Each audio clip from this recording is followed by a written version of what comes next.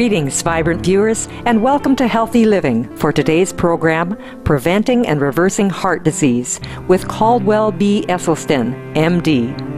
Dr. Esselstyn is a pioneer in the use of a pure plant-based diet to help heart patients regain happy, healthy lives. Dr. Esselstyn, who began his medical career in 1956, won a Bronze Star for his services as a surgeon for the U.S. military in Iraq or Vietnam. From 1968 to the present, he has worked at the Cleveland Clinic in Ohio, USA. He is also past president of the American Association of Endocrine Surgeons, became the first recipient of the Benjamin Spock Award for Compassion in Medicine in 2005, and has been listed as one of the best physicians in the United States. His greatest contribution to the health sciences began when he started a 20-year peer-reviewed study which found that a plant-based diet can help heart disease patients. His findings are summarized in his book, Prevent and Reverse Heart Disease. We continue with Dr. Esselstyn on today's show to where he'll explain how reducing meat consumption can improve overall health.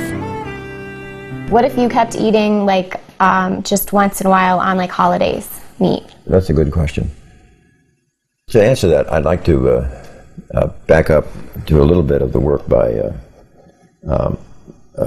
Robert Vogel, who's a professor of cardiology at the University of Maryland.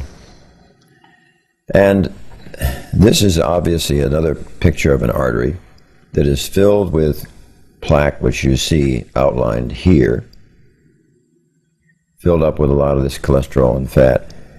And again, I'm emphasizing how important these little cells that are one layer thick that line the artery are. These are the endothelial cells.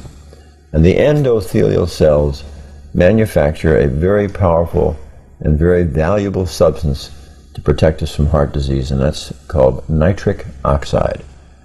Nitric oxide has a number of functions, the most important of which is that nitric oxide causes the healthy artery, and all arteries, to dilate, to widen, to be able to carry more blood. And so that's a very, very key function. Nitric oxide also prevents the cells from ever getting sticky. When you're eating the typical Western diet that is high in animal fats, dairy, oils, you get this stickiness of cellular elements in the bloodstream, which makes your blood flow more like it's going through Velcro rather than through Teflon. And so nitric oxide stops things from getting sticky. Nitric oxide also inhibits formation of these plaques. Nitric oxide also can help to kill off foam cells. Wow. Now, you might say, well, wait a minute. You've told us that we have these wonderful endothelial cells making all this fine nitric oxide, and if I've got all these endothelial cells making nitric oxide, how come I get heart disease in the first place? And this is where Dr. Vogel from the University of Maryland and his team and others throughout the world now have given us a great contribution because of a test that they've developed. Dr. Vogel did a thing called the brachial artery tourniquet test. And in simple terms, the test consists of an ultrasound probe being placed over your brachial artery, and you'll get a reading. You'll get a certain diameter. Then for 5 minutes, a blood pressure cuff will encircle your upper arm, inflated above systolic blood pressure, so that for 5 minutes there is zero blood flow to your forearm. Then the cuff is released. And you remeasure the diameter of the brachial artery. And in the healthy, normal setting, the artery will dilate 50%. Now, Vogel did a brilliant thing. He and his team took a group of young subjects to a certain fast food restaurant. One half of the group got cornflakes. Their brachial artery tourniquet test stayed normal. The other group had hash browns and sausages. 120 minutes after the meal, they were unable to dilate their artery with the brachial artery tourniquet test. After just Why? one meal. One meal. One meal. Well, after, what would it be, 5 or 6 bites. And what had happened was that the products of the hash browns and the sausage, that meat, that saturated fat, had so assaulted, had so injured the endothelium that it couldn't make enough nitric oxide to dilate the artery.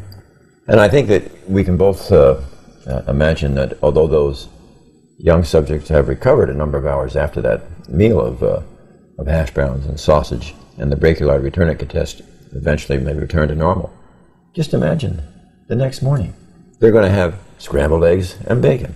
At lunch they may have white bread with mayonnaise and cold cuts. And for supper they'll probably have baked potato, sour cream, vegetables soaked in butter, lamb chops, ranch dressing, and maybe ice cream for dessert. Well, just think of the absolute assault and injury to the endothelium. When Healthy Living returns, Dr. Esselstyn will share with us how an increase in meat consumption has led to even the very young having evidence of coronary artery disease.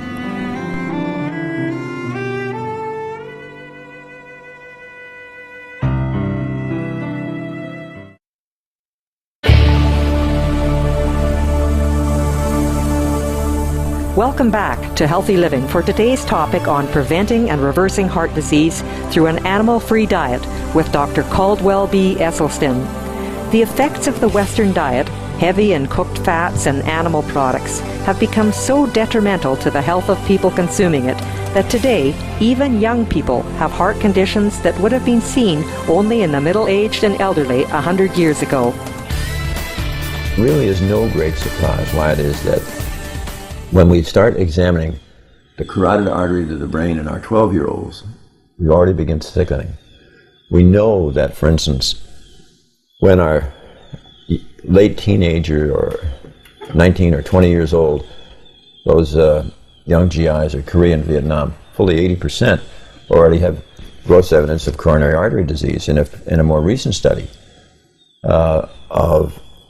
in the civilian population of those who have died of accidents, the disease is ubiquitous. Even in the 16-year-old woman, you see early evidence of coronary artery disease. And last spring, when I was moderating a panel in Los Angeles, one of our participants was Dr. Lewis Culler. Dr. Culler is the professor of public health at the University of Pittsburgh School of Medicine. And as a result of his 10-year cardiovascular health study, he made the following statement. He said that all males who were 65 and all females who were 70 who have been exposed to the traditional Western diet have cardiovascular disease and should be treated as such. So we have this absolutely crazy situation where literally this Western diet is marching us all up to the edge of the cliff. And medicine is busy trying to rescue people as we sort of start to fall over the cliff. Dr. Esselstyn believes the key is in informing people about the risk factors contributing to heart disease. Why are we asking everybody to know about risk factors? Because we're all being exposed to something that is putting us at such tremendous risk that eventually we're all going to have this horrible disease, which is absolutely crazy when we see other cultures on the planet that don't even have this. So obviously the answer is, listen, stop eating the foods that give you this disease. And not only do you not get the disease, but if you've got the disease, it's a marvelous treatment for it, and it can stop it from extending. What it really requires for the public is just simply the knowledge that this hideous disease, our number one killer, it need never exist, and if it does exist, it need never ever progress. Current approaches to cardiovascular disease involve expensive surgery and medicine, which may have many side effects. However, with Dr. Esselstyn's approach, patients with inoperable cardiovascular disease have proven to control, reverse, and even cure themselves with a plant-based diet. A lot of physicians don't realize that this is a disease you can absolutely halt in its tracks, and you can even reverse it. Let's just take an example of a good close friend and a colleague of mine, Dr. Joseph Crow. And in 1996, he began to get some chest pain. and his cholesterol was 156. He was not overweight. He had no strong family history. He was not a smoker. He was not diabetic. He did not have high blood pressure, all these risk factors. And cardiology evaluated him and really didn't find anything that was wrong in October of 96. But 2 weeks later in November, he was finishing his surgical schedule, and he was writing postoperative orders when he suddenly began feeling pressure in his chest, and eventually it got to be just like an elephant was sitting on his chest with quite severe pain in his shoulder and down his arm. Dr. Crow was having a heart attack. So he was immediately taken down to the angiography core laboratory, and they started his catheterization to see where he had this with this blockage. And the interesting thing was that they found that he had pretty good arteries, except the entire lower 1/3 of his left anterior descending artery, which was the main artery to the front of the heart, was normal down to here, and then it was quite moth-eaten and diseased.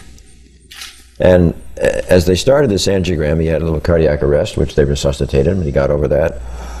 And when they finished, he had another cardiac arrest, and they resuscitated him. And then he was fine. 3 days later, it all stabilized. But he was very depressed about this because they did not do any angioplasty or any bypass for him, because his disease was over far too long a segment to allow him to have any angioplasty or stent. It was too far down the artery to be able to have a bypass.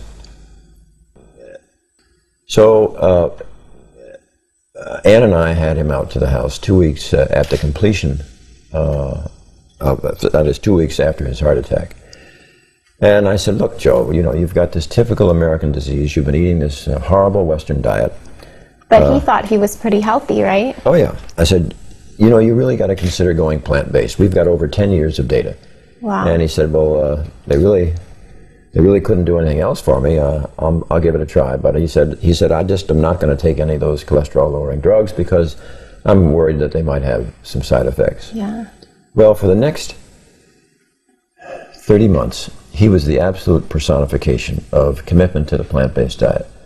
And his total cholesterol went from 156 to 89. Wow. His bad cholesterol went from 98 to 38. And then, at the end of 30 months, he had another angiogram. Now, my office door was 3 doors down from him, and on the noontime of the day that he had his repeat angiogram, I went down and stepped into his office, and he said, Joe, could you share with me what happened on the repeat angiogram? And he got up and gave me a bit of a hug and he said, hey, I'm cured. And I said, well, wait a minute. I said, tell me about it. He said, yeah, you cured me. I said, I did nothing. I'm a cheerleader. You did this. I said, any chance I could see the angiograms? And he said, sure.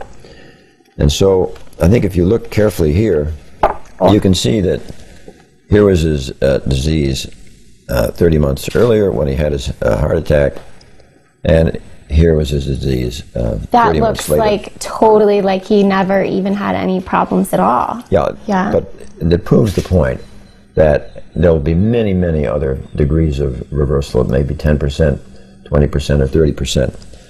So you have to remember, all he did was just change his diet to a plant-based diet. That's exactly right. He didn't even take any of the cholesterol medication that was available. So this is just plant-based diet. Yeah. Has completely reversed. That's the message. When we return to Healthy Living next Monday for the third part of our conversation with Dr. Caldwell Esselstyn, he will talk about how the same vegan diet that helps the heart may also be able to protect you from strokes and senile dementia.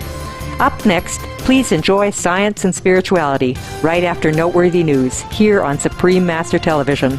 May your life be filled with health and happiness.